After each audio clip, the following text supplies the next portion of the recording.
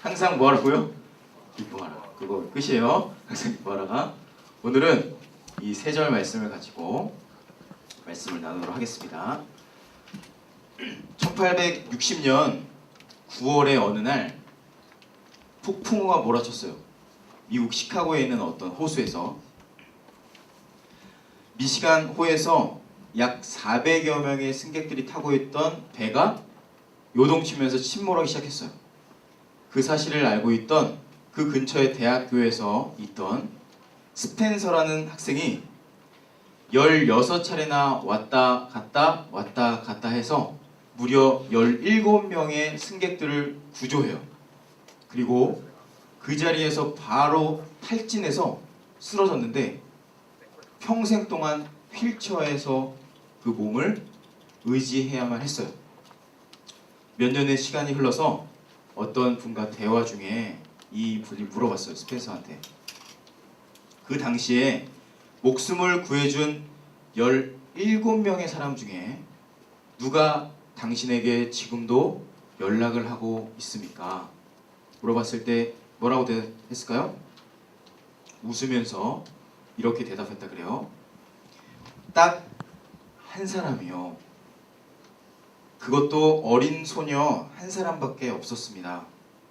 그 소녀는 지금까지도 크리스마스 때가 되면 어김없이 저에게 감사 카드와 선물을 보내오고 있습니다. 저는 그 아이에게 위로를 받으며 해마다 기쁨으로 보내고 있습니다. 나머지 16사람에 대한 원망도 잊은 채 말입니다. 라고 대답을 했대요. 우리나라에도 비슷한 일이 있었거든요. 2003년 7월 25일이었어요. 아침 어떤 아이가 갑자기 선로를 향해서 달려갔어요. 그 선로로 달려가는 아이를 붙잡고 새마을호 열차가 들어오는 순간 그 아이를 선로 밖으로 밀어내고 정작 김행균 씨라는 분은 그 선로에 깔려요. 그래서 다리가 절단되는 끔찍한 사고를 당하죠. 사고가 나고 나서 무려 열흘 동안 10일 동안 부모나 아이에게로부터 아무런 소식도 들려오지 못했어요. 고맙다는 말조차. 여론은 들끓기 시작했어요. 분노했죠. 이거 어떻게 된 건가? 그런데 정작 그 여론을 잠재웠던 사람은 다른 사람이 아닌 김행균 씨였어요. 이렇게 얘기해요. 아이와 아이의 부모가 어디선가 저의 쾌유를 비는 기도를 하고 있을 것이라 생각됩니다.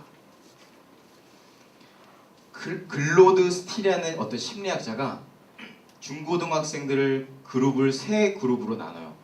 세 그룹으로 나눠서 그 세 그룹을 대상으로 성적을 평가하는데 이 세 그룹은 다 비슷한 사람이에요. 그리고 성적도 비슷하고 테스트하는 시험지도 똑같고 그리고 선생님도 똑같아요. 모든 게 똑같은데 단 하나 다른 게 있어요. 뭐냐면 첫 번째 그룹은 경쟁에서 무조건 이겨야 돼 라는 얘기를 계속해서 그 수업이 아닌 메시지로 전달했어요. 무조건 너는 경쟁에서 이겨야 돼. 그러니까 공부 열심히 하고 최선을 다해야 되고 늦지 말고. 첫 번째 그룹. 두 번째 그룹. 부정적인 환경의 신호를 차단했어요. 그러니까 이제 뭐 아까 전에 얘기했던 그런 것도 차단하고 그 성적으로는 너 어림도 없어 임마. 밖에 있는 사람도 봐라. 너는 안 돼. 그런 얘기들. 그리고 뭐 비교하는 거, 자책하는 거, 불평하는 거, 원망하는 메시지를 차단했어요. 이게 두 번째 그룹이에요. 내가 지금 어디에 속해 있는지 한번 체크해 보세요. 첫 번째는 무조건 경쟁해야 돼. 두 번째는 그런 부정적인 환경을 차단했어요. 세 번째는 공부하는 데 있어서 의미를 찾고 감사하면서 공부를 하게 했어요. 어떻게 됐을까요? 다 아시죠 여러분? 첫 번째와 두 번째는 무려 2배의 성적 차이가 있었고 세 번째는 이 2배를 넘어서 그 성적을 유지했고 그 미국에서 가장 좋은 아이비 리그에 수많은 학생들이 들어가게 돼요. 여러분은 첫 번째 그룹이세요? 두 번째 그룹이세요? 세 번째 그룹이세요? 한번 스스로 물어보세요. 두 마을이 있었어요. 두 마을. 오래전에 두 마을이 있었는데 그 두 마을은 함께 이웃해서 살고 있었어요. 첫 번째 마을은 감사촌이에요. 그래서 감사하는 사람이 많겠죠? 옆에 있는 마을은 불평촌이라고 그래요. 불평촌. 불평촌 사람들은 사계절 끊임없이 불평했다고 해요. 봄이 되면 황사와 미세먼지가 너무너무 많아서 불평하고, 여름이 되면 덥고 습하고 모기가 너무 많다고 불평해요. 가을이 되면 떨어지는 낙엽 때문에 귀찮다고 불평하고, 가을이죠. 겨울이 되면 너무 춥고 눈이 너무 많이 내린다고 불평해요. 감사촌 사람들은 같은 상황인데 쉬지 않고 감사했어요. 봄이 되면 꽃향기가 감사하고, 여름이 되면 덥지만 나무 그늘이 있어서 시원하게 쉴 수 있어서 감사하고, 가을이 되면 떨어지는 낙엽을 보면서 시를 쓸 수 있음에 감사하고, 겨울이 되면 눈이 내리면 나무 위에 뭐가 피죠? 눈꽃이 피거든요, 여러분. 그 눈꽃을 보면서 감사했어요. 어느 날 불평촌에 살던 어떤 사람이 감사촌에 놀러 갔어요. 우연히 놀러 갔는데 표정이 달라요. 밝아. 그리고 항상 좋은 말밖에 안 하고 감사를 계속 얘기하길래 얘가 이상한 거예요. 불평촌에 살던 사람이 가서. 근데 며칠 하루 종일 같이 놀다 보니까 나도 모르게 내 입에서 감사가 나오고 표정이 밝아졌어요. 놀라운 변화가 생겼죠. 놀랍게도 집에 갔는데 집에 문을 열고 들어오는 순간 뭐라 그랬을까요? 아, 짜증나! 감사촌에 갔다가 먹을 거 하나도 못 얻어먹고 감사만 실컷 하고 왔네 하면서 또 불평을 하면서 하루를 마무리했다는 아름다운 이야기 있어요. 여러분은 어떤 마을에 살고 계신가요? 지금 여러분의 마을은 감사촌입니까? 불평촌입니까?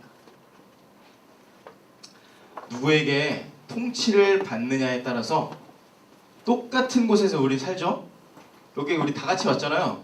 그런데 어떠한 영에 사로잡히느냐에 따라서, 어떠한 영적인 존재의 통치를 받느냐에 따라서 나는 완전히 다른 삶을 살아요. 하나님의 나라의 통치를 받는 사람은 모든 것을 감사함으로 보게 되고 내가 살아가는 것이 감사로 바뀌고, 사단의 통치를 받게 되면 모든 것이 불평과 원망이 될 수밖에 없어요. 어린 시절 저는 이 말씀이 이해가 되지 않았어요. 다시 한번 읽어볼까요? 시작! 항상 기뻐하라. 쉬지 말고 기도하라. 범사에 감사하라. 이것이 그리스도 예수 안에서 너희를 향하신 하나님의 뜻이니라. 아멘. 이해가 안 돼요. 해석이 안 돼요. 그리고 적용은 택도 없고, 이거는 저에게 납득할 수 없는 말씀이었어요. 왜냐면 이게 말이 돼? 어떻게 항상 기뻐? 그리고 어떻게 쉬지 않고 기도하고 범사에 감사할 수 있어? 라고 계속해서 의문과 불평과 말도 안 된다고 이 말씀을 계속 부정했어요. 왜 그랬냐면 목사님께 물어보려고 그랬거든요. 근데 목사님은 누구일까요? 아빠예요, 아빠. 우리 아버지에게 이걸 물어볼 수 있었을까요, 없었을까요? 물어볼 필요가 없어요. 왜냐면 항상 기뻐하시지 않는 걸 제가 알까요, 모를까요? 옆에 있으면 다 보이죠? 이분이 항상 기뻐하는지, 어쩔 때는 짜증내고 나를 혼내고 분노하시는 다 알잖아요. 그러니까 이게 이해가 안 되고 전혀 저에게 다가오지 않았어요. 그런데 이 말씀에 대한 결론, 제가 여러 시간 동안 말씀을 연구하고 고민하면서 깨닫게 된 건 뭐냐면, 이 말씀이 잘못됐든지 누가 잘못됐든지 내가 잘못됐든지 둘 중에 하나예요. 다시, 성경에 있는 말씀이 잘못됐든지 누가 잘못됐든지 내가 잘못됐든지 둘 중에 하나라는 걸 깨닫게 됐어요. 저는 생각해봤어요. 곰곰이 생각해봤는데 예수님을 믿는다고 하면서 예수님을 믿는 게 아니었어요. 다시, 예수님을 믿는다고 하면서 나는 예수님을 믿는 게 아니었어요. 나의 삶은 그냥 내 입술은 와서 찬양을 하고 따라 하는데, 내 입술은 예수님 찬양하고 주님을 따른다고 하지만 나의 모든 육체와 영혼은 예수님을 믿지 않았어요. 그래서 저는 이렇게 거짓 믿음, 잘못된 믿음을 가지고 있었어요. 나는 목사 아들이니까 구원 받을 수 있을 거야. 그리고 나는 예수님 믿는다고 했으니까 구원 받을 수 있을 거야. 그리고 지난번 수련회 때, 중등부 때, 중학교 때 나 수련회 갔는데 눈물 흘렸어. 눈물 흘렸으니까 주님 나 믿는 거 알겠지? 라는 마음으로 위안을 삼고 괜찮겠지? 위로하며 나를 격려하며 거짓 믿음에 사로잡혀 살았었어요. 구원을 받았는지 못 받았는지, 이 말씀이 내 안에 있는지 없는지, 주님을 내가 믿는지 안 믿는지는 여기서는 알 수 없어요. 죄송하지만 여기에 있는 순간은 우리는 다 포장할 수 있어요. 제가 넥타이 매고 깔끔해 보이죠? 보일 뿐이에요. 뒤로 돌아서면 어떤 사람이 될지 모르죠. 여러분 옆에 있는 사람도 동일해요. 우리는 이곳에서 저희를 포장할 수 있지만 내 일상에서의 삶이 중요해요. 내가 혼자 있을 때, 내가 혼자 생각할 때, 지금 여러분의 머릿속에 있는 것, 내가 혼자서 무언가를 할 때 여러분이 바로 여러분이에요. 제가 다녔던 피아노 학원에서 저 어렸을 때부터 어머니가 나중에 너는 교회에서 피아노를 쳐야 된다라는 어떤 압박, 그러니까 협박으로 피아노를 배웠어요. 저는 배우고 싶어서 배운 게 아니라 엄마한테 혼났으니까 갔어요. 피아노 학원 갔는데 거기 피아노 학원 선생님이 아직도 기억이 나요. 왜냐면 이분은 월요일이 되면 천사의 얼굴로 바뀌었어요. 빛이 나요. 얼굴에서. 아줌마인데 빛이 나요. 그리고 예쁜 게 아니라 빛이 났어요. 그런데 화요일, 수요일, 목요일 시간이 지나면 점점 이 얼굴이 까매져요. 그때 어렸을 때였는데 까매지는 게 알았어요. 뭔지. 그리고 무서워지고 말의 모든 것이 이제 되게 이상하게 바뀌었어요. 그러면서 금요일이나 토요일은 레슨을 하기 싫을 정도로 이 아줌마가 마귀 할멈처럼 보였어요. 그런데 놀랍게도 깨닫게 된 건 뭐냐면 이 아주머니가 교회를 다니고 있었어요. 그러니까 주일날 예배드리고 월요일날 가면 천사예요. 야 얘들아 피아노 연습 많이 했니? 하면서 되게 밝았는데 틀리면 엄청 이제 첫날은 틀려도 괜찮아요. 월요일은 너무 지금도 제가 어렸을 때인데 기억이 날 정도니까 저에게 충격이었어요. 적지 않은 충격. 사람이 이렇게 변할 수 있나? 교회 예수님 믿는 사람이 이런가? 월요일과 토요일은 정반대의 사람으로 바뀌어 있었어요. 저도 마찬가지였어요. 근데 생각해보니까 저도 목사 아들이니까 주일 되면 여기 교회를 오죠. 어쩔 수 없이 교회를 가잖아요. 그럼 이제 그 디즈니 만화 동상 보다가 이제 주일 학교 할 때가 되면 저를 깨워서 발로 차서 나갔거든요. 나가면 그때부터 어떻게 됐을까요? 제가 여러분 다 아시겠죠? 얼굴이 변하는 거예요. 이제 모범생, 그리고 나는 괜찮은 아들, 그리고 괜찮은 목사의 아들로 바뀌어요. 완전히 다른 사람이 돼가지고 이제 막 엄청 예의 바르고 인사도 하고, 그런데 또 뒤돌아서는 순간 학교에 가고 애들이랑 놀면 개판이죠. 이 이중적인 나의 삶이 완전히 나의 믿음을 측정할 수 있는 도구가 됐거든요. 나중에 깨닫게 된 건 뭐냐면 그것은 예수를, 복음을 믿는 사람의 모습이 아니었어요. 완전히 이중적인 삶이고 그냥 연기자예요. 연기자. 시간이 지날수록 연기만 늘 뿐이에요. 더 이 얼굴의 가면만 두꺼워질 뿐이에요. 자, 다시 한번 말씀 한번 볼게요. 읽어볼게요. 다 같이 시작. 항상 기뻐하라. 쉬지 말고 기도하라. 범사에 감사하라.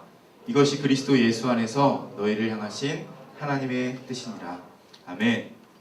뭐냐면 이 말씀은 야, 너 지금 기뻐야 돼.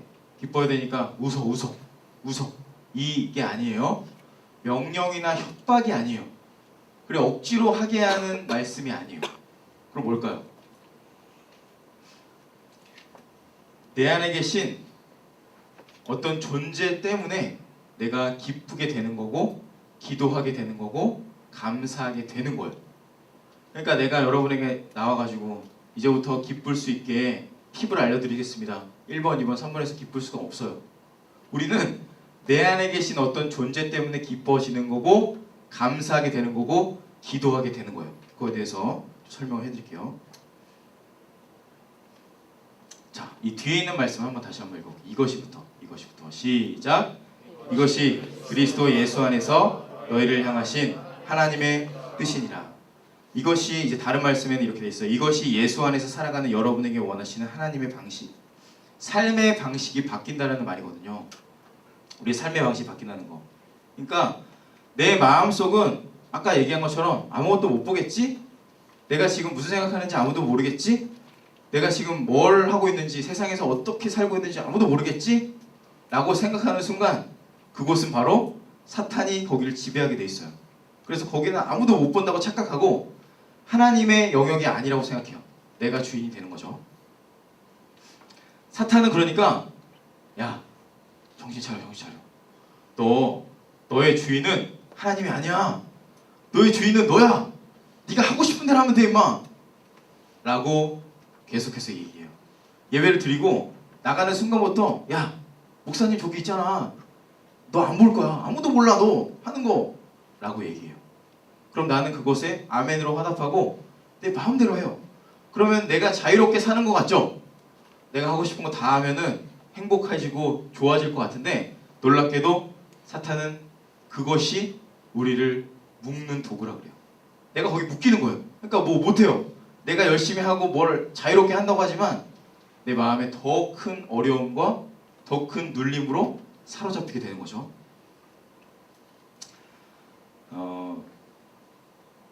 예전에 제가 이제 감사했던 것들은 이제 이런 음식들이나 먹을 것들이 저에게 주어지거나 어떠한 조건이나 상황이 나에게 있을 때 저는 감사했었던 것 같아요. 물론 지금도 이렇게 맛있는 음식이 있으면 여러분 기쁜가요? 감사한가요? 슬픈가요? 다이어트 하면은 조금 슬플 수 있지만 대부분은 감사하잖아요. 아, 나에게 이런 거 주어지는구나. 나에게 이런 옷이나 뭐 이런 먹을 것들이 나에게 있구나. 이런 게 감사한데 감사에도 수준이 있다 그래요. 수준. 1차원적 감사는 어떤 감사냐면 조건이 바뀌면 감사하는 거래요.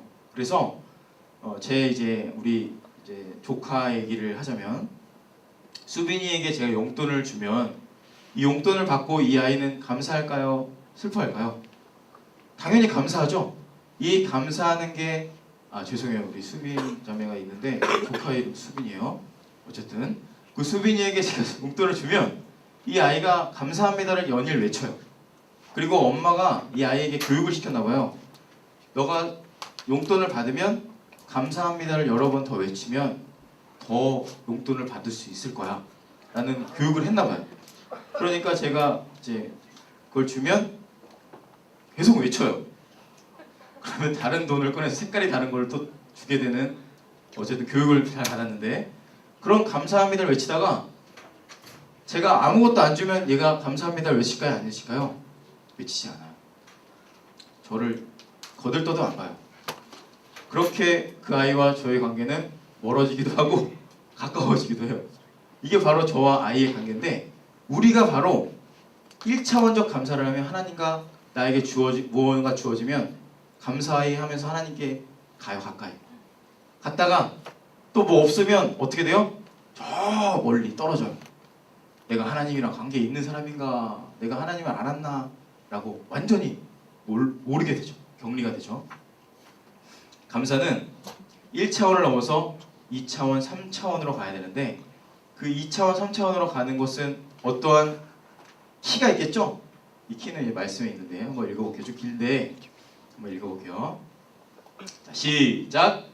비록 무화과 나무가 무성하지 못하며 포도나무에 열매가 없으며 감람나무에 수출이 없으며 밭에 먹을 것이 없으며 우리의 양이 없으며 외양간에 소가 없을지라도 나는 여호와로 말미암아 즐거워하며 나의 구원의 하나님으로 말미암아 기뻐하리로다.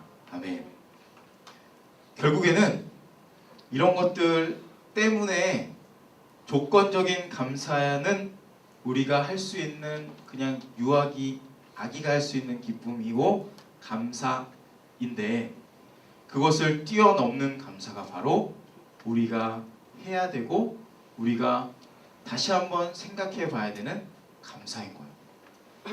내가 어떠한 존재로 인해서 내가 하나님이라는 존재로 인해서 감사할 수 있는 것, 바로 그것은 그 누구도 빼앗을 수 없는 감사가 되는 거예요. 내가 어떠한 사람이나 어떠한 존재 때문에 우리 이 땅에 있는 사람은 또 사라지기도 하고 또 잃기도 하잖아요. 제가 이제 어제 목자 모임을 하면서 1년 동안 목자 모임을 하면서 가장 기억에 남는 날을 생각해 봤거든요. 언제였을까요? 비가 오는 날이었어요. 비가 오는 어느 토요일이었어요. 2시에 목자 모임을 하러 갔는데 우리 목자들이 다 앉아서 기다릴 줄 알았거든요. 아무도 없었어요. 오직 주님만 그곳에 있었고 아무도 없는 그날이 기억이 나더라고요. 그래서 원탁 테이블을 들어서 열고 깔았어요. 의자를 하나 둘 깔면서 화가 올라오기 시작했어요. 화 나보셨죠 여러분? 화가 나면서 짜증이 좀 나기 시작했어요. 바로 그때였어요. 블루투스 스피커를 틀어서 노래를 플레이 누르는 순간 이 노래가 나왔어요. 한번 다 같이 불러볼까요? 부르신 곳에서 이 노래가 나왔어요. 그런데 제가 생각하고 제가 그때 당시에 이거를 다시 한번 돌아가서 생각해봤어요. 내가 왜 화가 냈을까? 내가 왜 열받았을까? 이유는 간단했어요. 제가 우리 목자들에게 너무 큰 죄송해요 여러분 목자들 죄송해요. 여러분 이 설교를 위해서 예화를 드는 거예요. 기대를 하고 있는데 기대를 하나님보다 더 하진 않았겠지만 너무 큰 기대를 한 거예요. 주님을 바라보고 주님께 내가 집중해서 이 목자 모임을 준비하고 이 목자 모임께 나와야 되는데 하나님보다 목자가 더 앞서니까 마음이 어려운 거예요. 화가 나고 짜증이 올라왔는데 노래를 트는 순간 부르신 곳에서 나는 누구를 예배하죠? 하나님을 예배하잖아요. 나는 예배하네. 그리고 뭐죠? 똑같이 또 반복이죠. 부르신 곳에서 나는 예배하네. 그걸 깨닫는 순간 이 목자들과 저 사이에 예수님이 오시면서 아무런 문제가 되지 않았어요. 왜냐면 그리고 나서도 바로 왔을까요? 약 20분 동안을 기다렸어요. 주님과 함께. 그때 힘들었을까요? 괜찮았을까요? 힘은 안 들었어요. 놀랍게도 그 전에 만약에 그 마음이었으면 만약에 누가 왔으면 뭐라고 했을 것 같아요. 그런데 저는 정말 아무렇지 않았어요. 정말이에요. 나중에 하나님께 여쭤보세요. 진짜 아니에요. 아무런 감정도 없고 아무런 흔들림 없이 그 목자들을 맞이할 수 있었고 그렇게 올해를 지냈어요. 그리고 어제 제가 목자 모임에서 얘기했어요. 여러분 제가 그 마음이었다고. 그리고 매주 그 마음으로 제가 처음에 먹었던 마음이 아니라 주님으로 인해서 만족하니까 목자 모임에 누가 아무도 안 와도 이 자리에 여러분 아무도 안 와도 넘어갈게요. 아무도 와주시면 안 돼요. 오셔야 되는데 안 와도 괜찮아요. 이제 이거는 뭐냐면 이 비밀이 바로 이 비가 아니라 바로 나와 상황 사이에 주님이 계시면 어떠한 것도 문제가 되지 않는단 말이에요. 상황이나 조건은 내가 그것을 바라볼 때 어려워지는 거예요. 하지만 그 상황 조건은 바뀌어요 안 바뀌어요? 사람은 변해요 안 변해요 여러분? 연애해보셨죠? 다음 연애하면은 바뀌잖아요. 사랑은 변해요. 떠나기도 하고 어쩔 때 잘해주기도 하고 그러면 그때마다 실망하고 좌절하지만 우리 하나님은 변하세요 안 변하세요? 변하지 않으시죠. 그러니까 나는 주님으로 만족하고 주님으로 인해서 기뻐할 수 있고 그분과 교제하는 걸 기도해요. 내가 뭘 이렇게 정확한 기도의 문을 하는 게 아니라 주님께 나의 마음을 올려드리는 것이 기도예요. 그리고 감사할 수 있는 거예요. 기뻐하다라는 것은 이 말씀 안에 놀라운 게 숨겨져 있는데, 기쁨이라는 말은, 여러분 기쁨이라는 감정은 어디서부터 온다 그랬죠? 제가 이제 연초에 했던 것 같은데, 이 말의 이제 숨은 뜻은 카라거든요. 이 기쁨이 카라, 헬라어로 이제 우리 그룹이죠. 어쨌든 그 아이돌 그룹 카라. 이 기쁨인데, 기쁨이라는 감정은 아무런 조건 없이 무언가를 받았을 때 내가 올라오는 감정이 기쁨이에요. 나는 맨날 욕하고 다니고 맨날 싸우고 다니는데 나를 항상 덮어줘요. 은혜로. 그 은혜로 덮임 받으면 나에게 올라오는 게 뭐라고요? 기쁨이에요. 여기에도 어떠한 존재가 숨어 있죠? 기쁨이라는 감정 안에. 두 번째, 기도. 기도는 누구누구에게로 무언가를 말하다요. 누구누구에게로 라는 말이 이 앞에 숨어 있어요. 이 헬라어 안에. 프로스라는 말인데, 어떤 존재가 있어요. 이 단어 안에도. 그리고 감사하다는 말은 뭐냐면 카이로인데, 은혜가 좋다라는 말이에요. 내가 감사해요. 나를 아무 이유 없이 덮어주고 그게 너무 좋은 거예요. 그게 감사예요. 이 세 개 다 뭐가 숨겨져 있어요? 다 연결되어 있어요. 동사. 이 동사는 어떠한 존재가 이 말씀 안에 숨겨져 있어요. 어떠한 존재. 이 존재 때문에 나는 기뻐하고 감사하고 그리고 기도할 수 있게 되는 거예요. 자, 시편 말씀이 있는데, 바로 제가 원초적인 그림이지만 바로 이것이 저와 그리고 하나님과 여러분과 하나님의 모습이에요. 여기 사이에 문제가 생기는 것이, 하나님은 그대로 있는데 내가 이것을 거부하는 거예요. 다른 걸로 덮여버리면, 상황이 어려워지면 그 조건과 상황에 내가 흔들리는 거예요. 그러면 감사하지 못해요. 감사를 못하면 더 멀어지게 되죠. 자, 한번 말씀 읽어볼까요? 시편 139편. 이 말씀 보고 영상을 한편 볼 건데, 자, 시작. 여호와여, 주께서 나를 살펴보셨으므로 나를 아시나이다. 주께서 내가 앉고 일어섬을 아시고 멀리서도 나의 생각을 밝히 아시오며 나의 모든 길과 내가 눕는 것을 살펴보셨으므로 나의 모든 행위를 익히 아시오니. 아멘. 우리 주님은 아까 그 그림처럼 끔찍하게 우리를 사랑하시기 때문에 그냥 대충 이렇게 지나가면서 저처럼 여러분을 이렇게 쭉 보고 넘어가는 분은 아니세요. 이 영상처럼 한 사람 한 사람을 뚫어지게 보고 있어요. 여러분의 하나 일거수일투족을 왜 볼까요? 왜? 군대처럼 감시하는 걸까요? 절대 아니에요. 얘가 지금 잘 가고 있는지 걱정되고 너무너무 사랑스러우니까 그걸 보고 있는 거예요. 그러니까 이 말씀이 나오는 거예요. 나의 생각과 나의 길을 알고 거기를 잘 가고 있는지 보호해주기 위해서, 기다려주기 위해서, 덮어주기 위해서 보고 있는 거예요. 영상 하나 볼 건데, 어떤 영상이냐면요, 어떤 한 분의 이제 삶인데, 이분은 30대 초반이에요. 30대 초반이고, 이제 여러분 카카오톡 이모티콘 이제 작가이기도 해요. 구경선 작가님이신데, 이분의 영상을 보고 이제 기도하도록 하겠습니다. 한번 틀어주세요.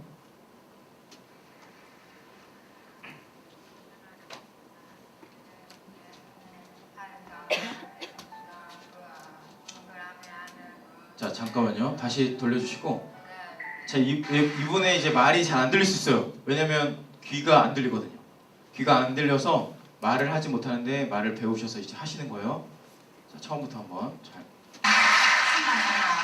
제가 당하겠습니다. 지금 내 눈은 파란색 등도 동그라미 안에 문제 전부야.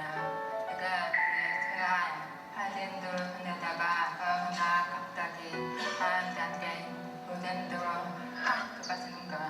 무den들 다음에 무den들은 마음이나 다른 거. 서울에 오다가 내림으로 파동하는 그것들이라고 합니다. 토끼 내일은 토끼를 파동하고 있대.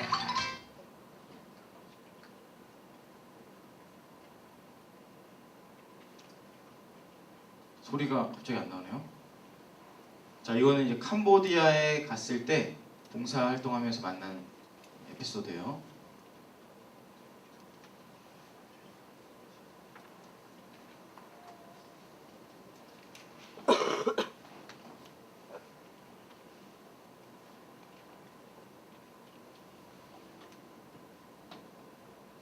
짠네.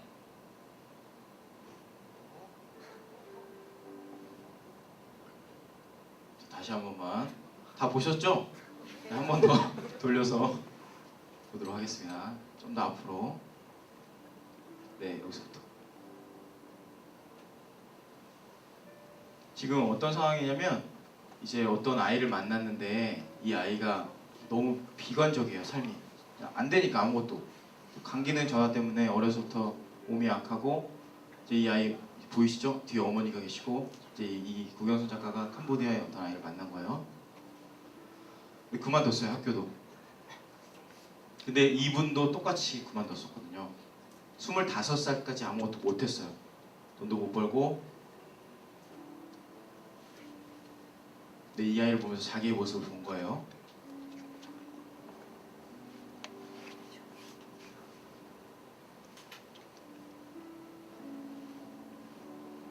그래서 이제 기도를 부탁하고,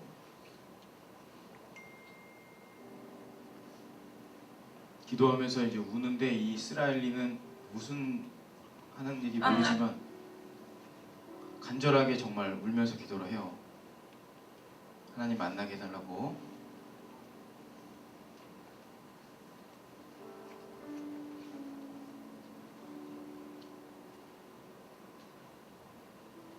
작년에 찍은 영상이에요. 2017년에. 이 아이들을 위해서, 아이들에게 꿈을 심어주기 위해서 시야가 이제는 안 보일 때가 얼마 안 남았어요. 5cm밖에, 8.8cm인데. 근데 그때까지 혼자서 다닐 때까지 이 어린이들에게 무언가 해줄 수 있을지를 찾고 다녀요. 그리고 실제로 그림을 그려서 괜찮다고 마지막이라고 하면서 마지막이 될 때까지 누군가에게 꿈을 심어주고 누군가에게 예수님을 전하고 그들을 살리는 일을 하고 있어요.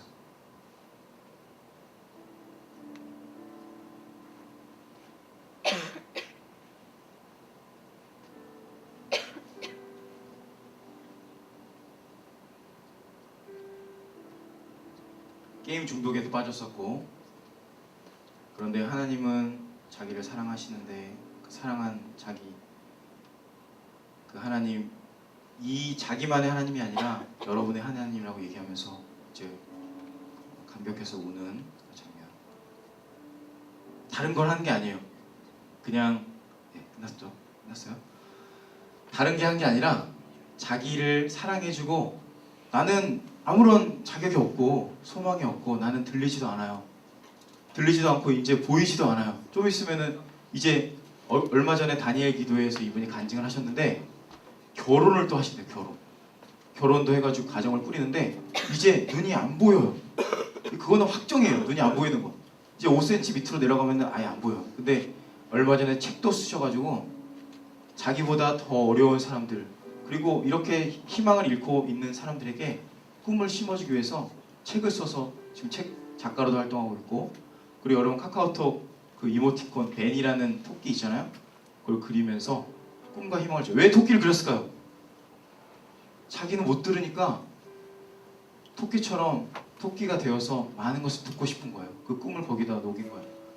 여러분이 지금 어떠한 상황에 있는지 저는 잘 몰라요.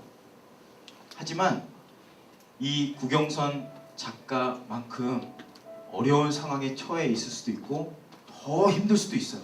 하지만 그것보다 조금이라도 내가 희망이 있다. 오늘 내가 살아갈 수 있구나. 내가 그래도 눈이 보이고 내가 귀가 들리는구나. 그 마음이 나에게 조금이라도 있다면 여러분, 주님이 여러분을 가장 좋은 곳에 인도하실 거고, 그 주님을 바라보고 내가 기뻐할 수 있는 거예요. 기뻐하라고 제가 얘기하지 않았어요. 주님이 여러분을 사랑하시고 여러분의 가장 좋은 길로 인도하기 때문에 이제 기쁠 수 있는 거예요. 감사할 수 있는 거고, 그리고 기도할 수 있는 거예요. 그 주님 바라보면서 우리 이제 이혼 정말 이제 보이지도 않을 텐데 걱정이 많이 되긴 해요. 그런데도 이렇게 또 우리에게 오늘 간증의 말씀 주셨는데 여러분의 삶에도 동일하게 어려움이 있다면 그 어려움을 두지 마시고 그것을 이겨내신 주님 바라보시고 나와 함께 하시는 예수님 바라보면서 이렇게 승리하면서 주님만을 기뻐하고 주님께 기도하고 날마다 감사하는 저와 여러분 되기를 축원합니다. 기도하겠습니다. 하나님, 여기 앉아있는 우리 사랑하는 청년들, 주님께서 당신의 생명보다 사랑하신 줄 압니다. 그런데 주님, 인생 살아가면서 내 삶이 너무나 피폐해지고 내가 하는 것마다 잘 안되고 마음이 어렵고 쓰러지고 좌절할 때마다